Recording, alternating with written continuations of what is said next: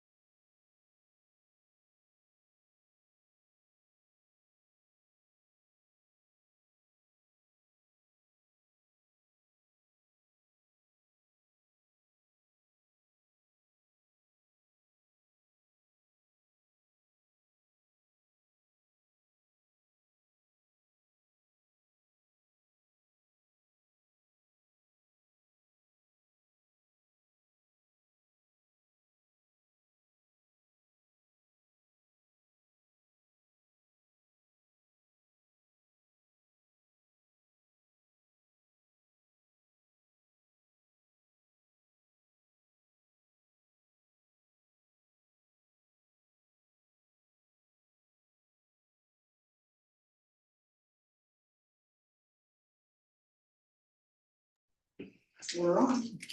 We lost the mic. Awesome. Thanks so much. So let's see. So good evening. Let's see. This is the August 7 Policy Committee meeting for MSAD11. Let's see. I'll call the meeting to order, and then if we can go around and just do quick introductions for committee and board members, staff. So Janelle McKinnon. Tony Veet, I'm the chair of the committee. Megan Carlson. Joanne O'Brien. And Katie Gould, Superintendent of Schools. And Terry McGuire, Director of Technology. thanks so much. So we have an agenda here before us with, let's see, one job description and then some policy reviews. The job description, actually, Katie, I'll hand off to you in 1 second. And then the policy review is policies that are just coming up under our kind of standard 5-year loop, roughly 5-year loop of reviewing these and updating these. So we will get into these. So the first one is, so there's a couple elements with the job description. And we'll go in again to the details of what the job description is. I think we're going to look to bring it forward to the board and request. The idea, I think, is going to be to request to waive one of the readings so that it goes after we just jump to the second reading and it can be implemented for the start of this year. Is that? That is correct. Yeah. So what are we looking at? We've got, the multi-school leader, right? It is. So during the process of bringing to you and to the board, part of the initiative in our strategic plan to create pathways for teacher leadership, there was a lot of discussion about different roles that would be embedded into this initiative. And one was the MCL. So that is the multi-classroom leader. That person, the role of that person in each building, and by design, each school building might have one MCL or 2 MCLs, and keeping in mind that some buildings are ready and moving forward with this initiative for this school year. Others are waiting and continuing to design the structure for what opportunity culture and the MCL role looks like. So at that time, you were made aware that the multi-classroom leader, or the MCL, would be working in a collaborative instructional support capacity. An MCL will work with 4 to 5 teachers, co-planning. There could be some co-teaching, analyzing data to provide another layer of support to the teachers who are working directly with the MCL. What didn't officially go through policy or to the board yet is the MSL position, which we have one person for the MSL position, and that is Vicky Duguay, who is the one remaining elementary level principal. So instead of MCL, it's an MSL, multi-school leader, and that will look like providing an additional level of support to our elementary principals in order to support successful implementation of the OC or opportunity culture design. And so we are working as an administrative team to set parameters around collaborative time for that elementary team to work together and plan for the year ahead, plan scheduling, and it makes a lot of sense to be able to embed this level of support at a time when we have 3 out of 4 new elementary principals, new to our district. Right, so this, it gives the person in this position kind of that authority to gather the group and to like make sure everybody's on track, that kind of thing. So Exactly. it expands on, it's like an administrative level of the classroom leader position. Is there more of these to hand out? There are. I realized it stopped at me and I'm like, which is not, I'm not surprised. That's a move I would do. You're welcome. There you go. And So the principal still remains principal at the school. This is an additional duties that she'll be taking on to help the other principals that are new get into our OCL. Exactly. So Vicky, as the established principal at Riverview, has been able to be a part of this process since the very beginning. And so as the new principals are coming on board, they're understanding the structure of opportunity culture, and then there are the nuances at the building level, and that's where Vicky can really initiate support for the principals and troubleshoot. There are big implications for scheduling at the building level to make sure that we're providing adequate time for collaboration, adequate planning time, and that our MCLs are able to do the two-pronged approach to making sure that they are effective teachers of records in their classroom and providing that collaborative support to their colleagues. And so Vicky or the MSL by design is structured to do the same for the principals. So again, it was my understanding that this was discussed in concept, and I wanted to make sure that you just had a chance to look it over, think it over, ask questions, and hoping for approval so that we can start this right away. There would be a stipend, obviously, for Yes. those positions. And did we discuss that already, Tony? I'm trying to think if does the MSL use an existing stipend? I'm not sure if it's existing, but I can tell you that this was part of a budget neutral plan to implement. And so there was a restructuring of existing stipends in order to make sure that our plan in each building and as an MSL is budget neutral. Right. And then this also, how does this connect, or does this connect like with our instructional coaches in that direction that we were going? How does that fit with? The MSL specifically? Well, I'm looking at the scale here of MSL and then MCL is, so school, classroom, and then instructional coaches. How does that? Yeah, the MSL, so the multi-school leader, is really going to be navigating from a leadership perspective. Where is the benefit for all students? What is realistic So within our schedule? Upper level. Yeah. Yes. Yeah. Yeah. And then certainly collecting the data to support whether or not we are moving in the right direction or where tweaks and changes need to take place.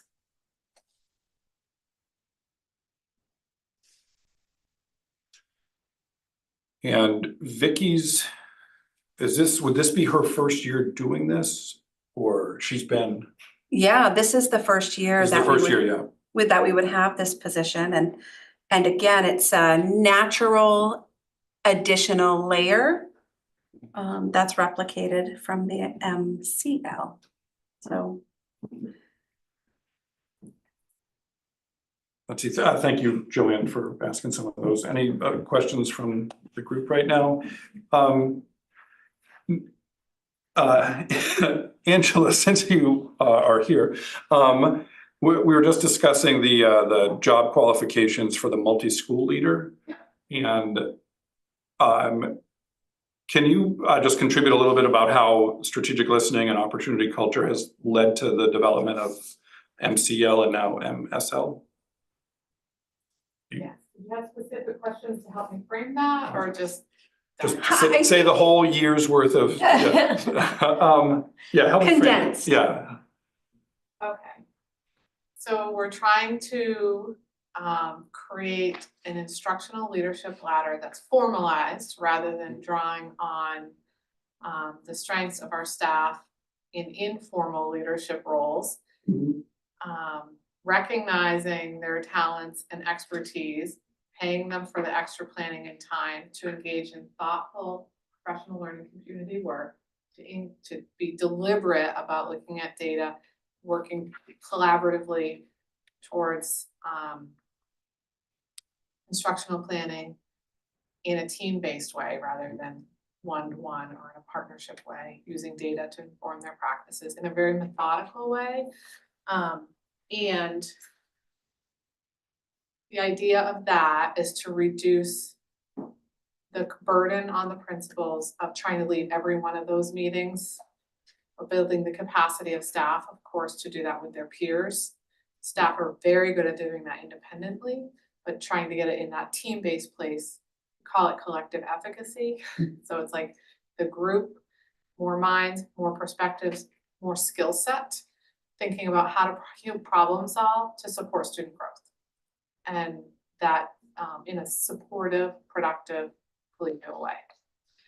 By allowing that leadership to grow, the building principal can remain fully engaged with a couple different meeting structures instead of inside that meeting all the time, which is allows for a little bit more agency with the teaching staff, and the workload of the administrator becomes a little less burdensome, but still aligned. What we then learned is that, at least in our elementary space, we have 4 elementary schools because we believe in the small schools model. You have 1 leader, except for HT where you have 2, but we have specialized programming there. And so they're trying to do all of this, and simultaneously we happen to know coming, we had these 3 new to us principals joining.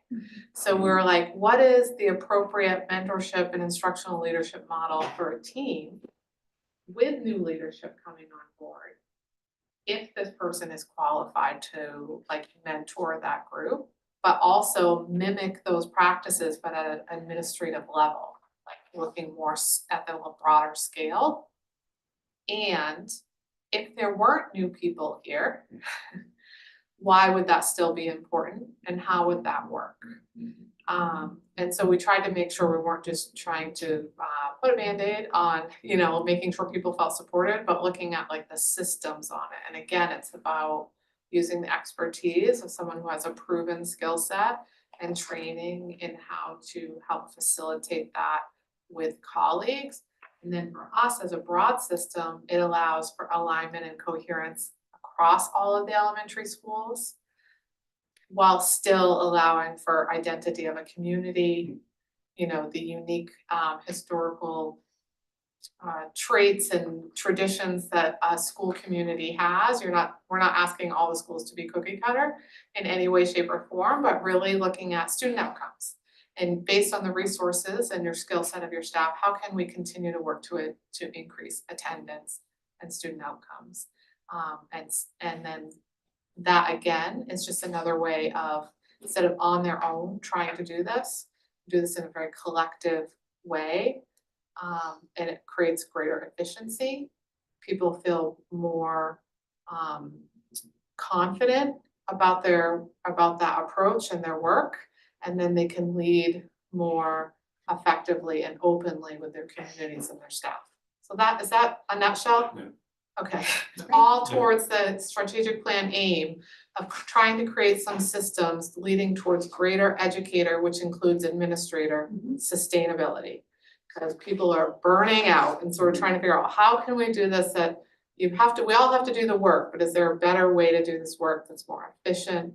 And how can we use the power of we to get to those increased outcomes we really need for our children? Is that helpful? Yeah, no, that sounds great. Actually, it helped me frame it a little bit. So it's not only sharing the load and providing the guidance, as a team, but also kind of activating so that there's not just one person holding institutional knowledge that's shared. That is true. Yeah. So anyway, yeah, and I appreciate kind of diving in just because it's a new thing, and we're describing a new position, although it's really building on I think it's really cool. We've found a way to build on a system we're already activating and kind of use another step of it. And then that we're using our highly qualified people to do that internally. So thank you for letting me just kind of throw that at you as you came. I was just thinking, because you were so involved in the strategic listening kind of project, just to kind of recognize where we built out from there. So we have the job description there, and I think kind of captures in the job goal, what we've talked about a little bit, and Angela just jumped in on. And let's see, does anybody have any other questions about? So what we're going to look for with this, I think, is that, again, if the committee agrees, we're going to put it forward to basically waive the first reading and jump to second reading on this, so it gets activated for this year. Now's the year to do it. Yeah, and right, this is the year we've got several new principals, and glad to have them on board. Any thoughts? Any further thoughts about the language of the job description?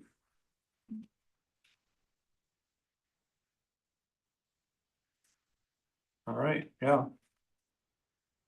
What was the only thing that I thought, I was like, must have the ability to handle emotional and physical stress Oh, is such a, I don't know.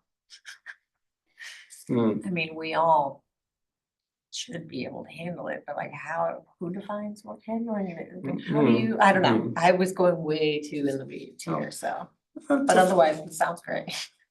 A fair question, right? What do we mean by that? And right, and other times we might say, okay, must be able to lift a certain amount or whatever, that kind of thing. I mean, I think it's fine to, like, since you're looking for somebody who is established, I feel like demonstrating maybe instead of like has demonstrated the ability to handle or something like that. Like, I don't know. I just feel like must handle stress. I mean, obviously we're all handling stress. Like every job is going to be stress, and you have to handle it if you want the job. But I think I that's don't know. where the process of finding the right candidate would come in, is tell us about What that means. what that looks like for you. For sure. And I think that in the interest of full transparency, you must be able to handle the emotional and physical stress of carrying the responsibility and the long days and being on your feet and bouncing from one location to For the sure. next. And so it's hard to capture all of that in a job description. It really is. It's true.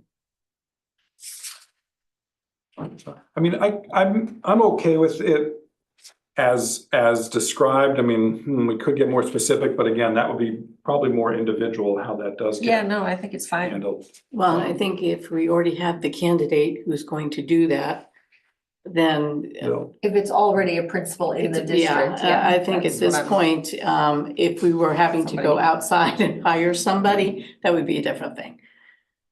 And again, that would be something we'd have to, that would be the candidate would need to be able to share something, Mhm. something relevant there. If Yeah. they were not already So, proven. right. Yeah, if you're good, yeah. So actually, yeah, can I get a motion in a second that we advance for a waiver to second reading to implement this job description? Motion to waiver the second reading. Second. Okay, great. Any further discussion? All right, all in favor? There, all right, so that. And then the full board agenda for tonight, and we'll review and probably have a thumbnail of this discussion in there. So then moving on, we do have some other now policies to review. The first one coming up is student handbooks. And we're coming back to this because the last time it was revised was in December of 2021. So, we're coming up on the 4-year mark here. And it looks like there's an update here with the double underline.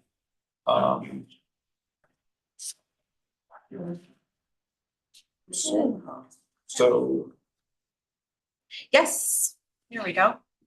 So school administrators shall conduct an annual review of the student handbooks and all first editions of handbooks, and any substantive revisions are to be approved by the board prior to publication. So those revisions they are made from year to year. Coincidentally, Karen Moody was our revision person, and she's enjoying time outside of this boardroom this evening. So yes, that we do annually review the student handbooks to make sure that all information is current and accurate. And so that should be reflected in the policy. That's what you see there. practice there, okay. And if people are okay, let's we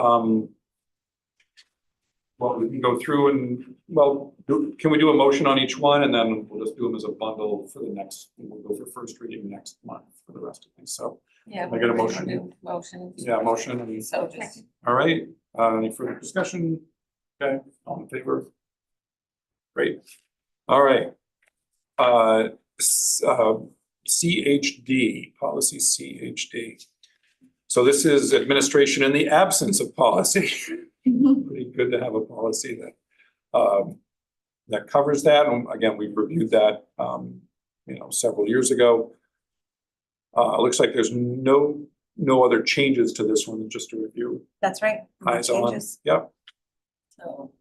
motion, That yeah. one on. Second, okay, further discussion, all in favor? We'll bring it forward, cool, thank you. ACA, so this one is gender neutral language. Looks like no changes, No changes there. and we've had that reviewed it several years ago. It's been there for decades. So. All right, Motion. motion? Yes. Yeah, all right, any further discussion? All in favor? We're gonna knock this out. Yeah, really? Yeah. So, and then I say that, and then we've Then we go got to. We the- some adjustments here, yeah. So policy ACAD, specifically about hazing, and it defines hazing at the top there.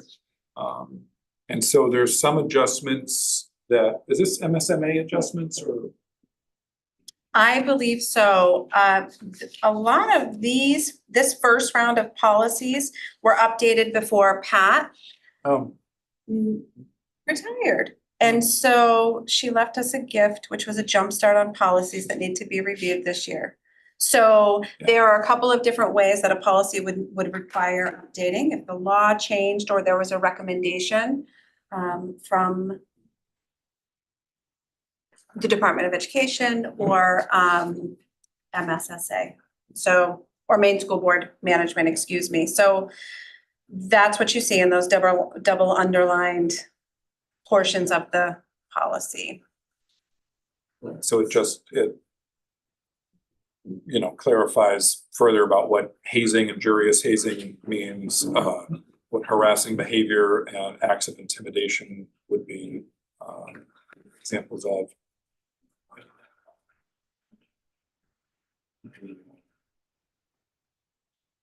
The general disciplinary process that would happen there.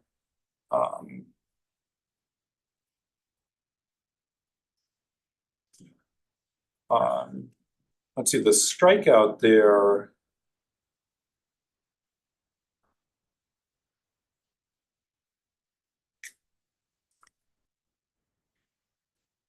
The strikeout, if there's information that is tucked into some of the additions, is what you Oh, see right, there. where the double underlines happen. Yes. It duplicates at that point. Yep.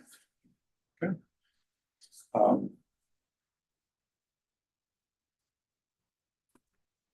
All right, and then it looks like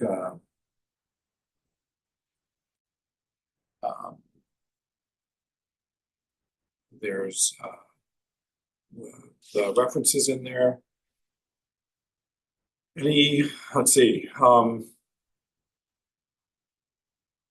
anything standing out to people? Okay.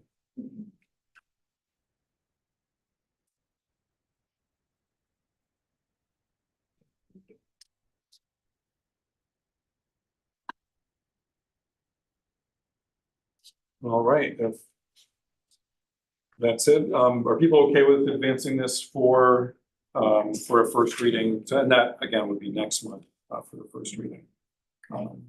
Is there something else you want to say? No. Okay. Just gonna make a motion Yeah, okay, yeah. to advance. Second, all right, any further discussion?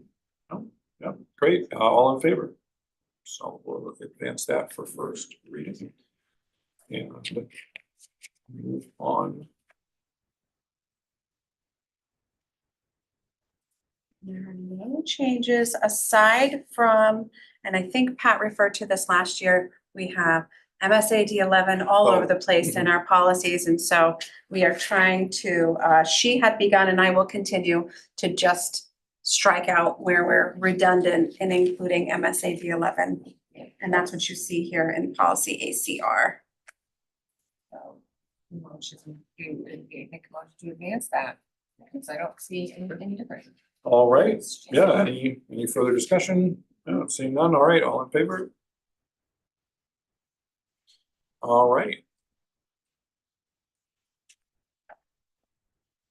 So. Next policy. Like the same. It's the same, yeah. Yeah, Just have, yeah. yeah. All right, yeah,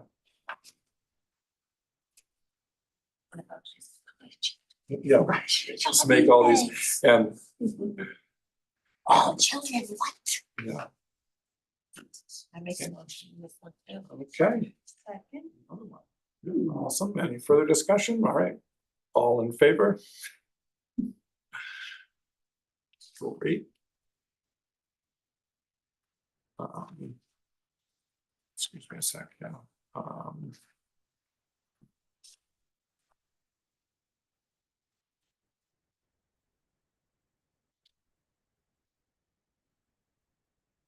And so then the next.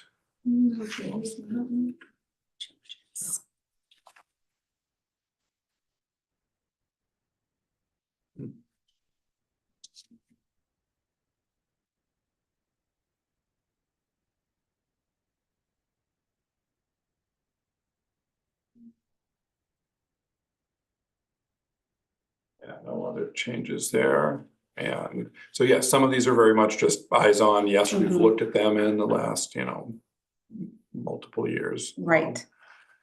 And so, let's see, yeah, if we could get a. Motion? Yep, Motion. second, all right, further discussion, and yeah, seeing none, all in favor? Yep, we will move that forward.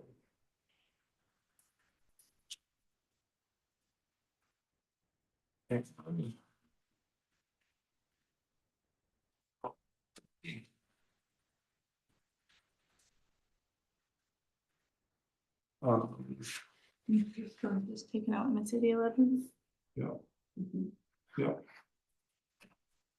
And definitely want to represent the district, but I think, yeah, the recognition that we know who we are after we say it the first time. Right. In the policy. So standards for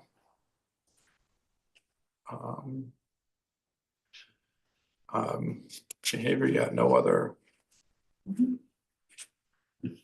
There we go, all right. No other, oh, sorry, Tony. Go ahead, yeah, Just a cross-reference Oh. there to two other policies. Yeah, So that was an addition. And Yeah. important to make sure that we're aligned, yep, consistent from policy to policy. so we know That which is one ones change. inform which, and so, yeah, it talks about, yeah, if we needed to, obviously, administration with students policy or, you know, using that for the student code of conduct. Yes.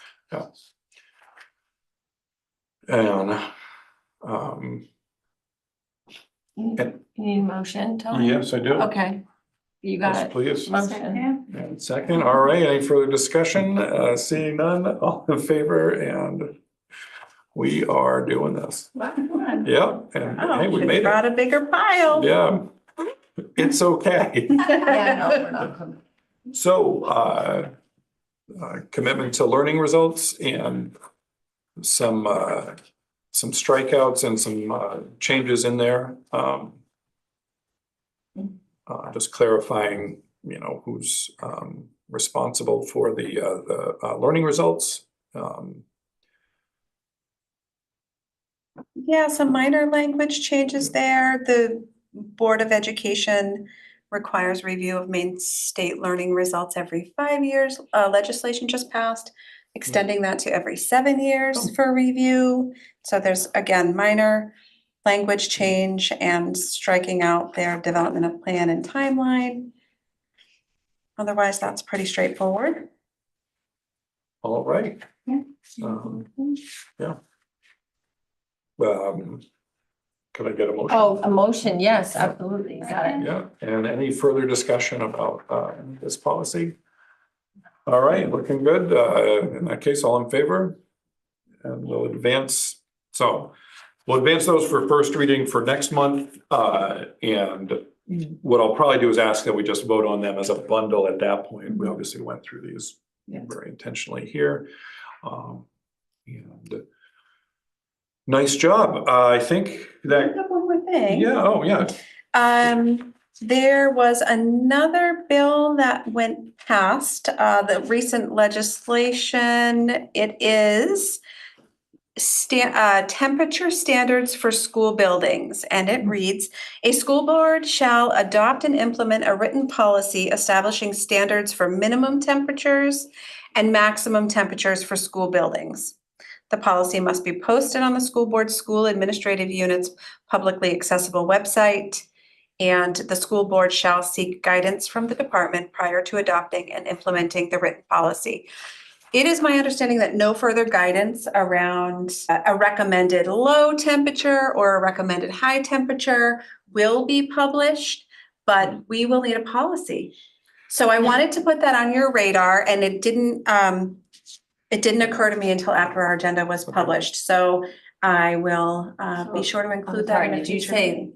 Did you say Thank they you. will or won't be giving us guidance on? It what is the- my understanding, and this could change, that there will not be a prescribed magic No, number. we're just gonna make it up ourselves. We are going to create a So if policy. you want a nice temperate building, you could shop around, right? That's what you're looking for, a school district with a good temperature, With the good temps. yeah. right? Perhaps, Megan. Will we, sometimes we get the templates from either our attorneys or from main school management. Yes. Will they'll, something like that'll probably come forward. We'll still have to come up with the degrees Exactly. That's what I would. That's that we believe is optimal. Yeah, Um, the interesting one. I was gonna say, it's not so much Wild. optimal because if there is, Or adequate. adequate or feasible, I mean, Yeah. it might be 55 degrees, is the low. But it's certainly not going to be comfortable. And Right, same thing with the heat, you might say above 85 degrees, but frankly, at that point, the kids are going to be, It's funny. and staff, and everybody else is gonna be a little bit squirrely if it's too warm. pretty. I just think it's wild to be like, implement this. We're not going to tell you how. It's not functional. Yeah, I mean, we certainly have had those times when we have released students early, the building is Yeah, too hot to carry on, so. It's been a factor, Yeah. times especially, either early in the summer or late in the summer if we start in August. Exactly, Right? yeah. Yeah. Okay, well, thanks for the heads up. and we'll Sure keep an thing. eye- do you have a sense of when that policy needs to be implemented I will have to check in the near To future, be like certain. this? this school year, This school year. yes, yep. All right. Is there anything else? All right. I had mentioned that, do we want to look at moving public comments to Oh, after the meeting instead of before the meeting? Because people's questions might be answered in during the discussion of the meeting. And to cut down on the circus that many school boards have had to deal with regarding policies. So I'd want to check where we have that in our policy before bringing it forward. We've had it there for a while, and I think, reviewing it in policy would make sense, and then bringing it to the board if we do make that change would obviously make sense.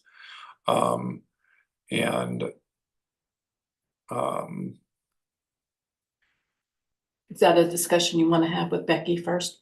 It is, let me consult with the chair and So that would be changing, you're talking about changing the policy that we already have for public Public comment. participation at board meetings, okay.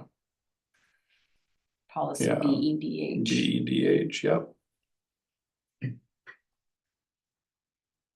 So I will consider what we can do with that, and I'm looking at it right now.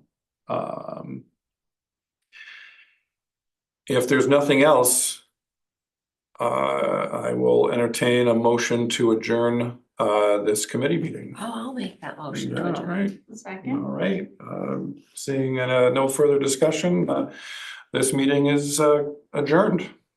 Cool, thanks. So we've got a few minutes, which is, Yeah. which happens, it is sometimes rare for policy, we go right back to back, so.